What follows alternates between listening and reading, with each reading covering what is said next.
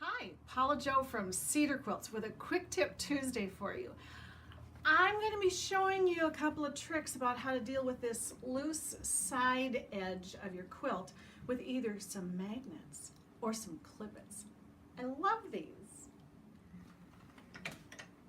So, we try to be so careful about keeping everything nice and smooth, and I oftentimes work with double batting, and as I wind things up, all of a sudden I've got all this excess loose flappy stuff over here, and I have found a couple of tricks that work really well.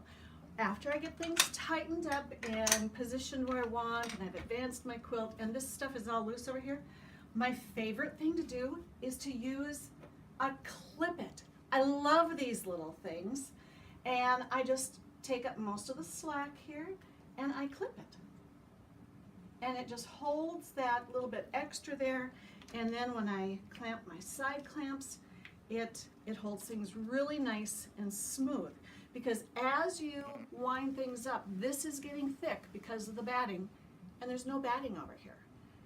So that's a quick little tip.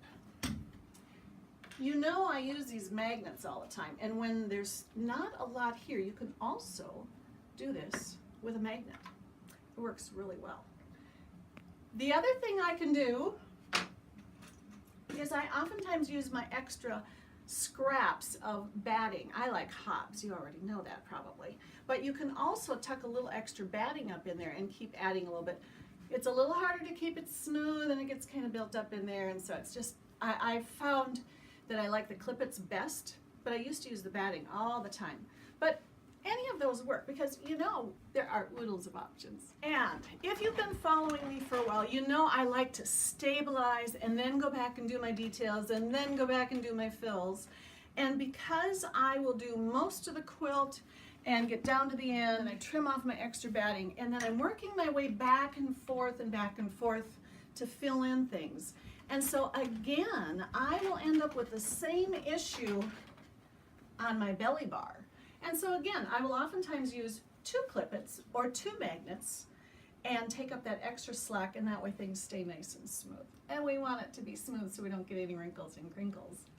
Who wants wrinkles and crinkles? So anyway, hope this quick tip Tuesday was helpful for you. Come back and see me again. Check me out on Facebook and on YouTube. Toodaloo.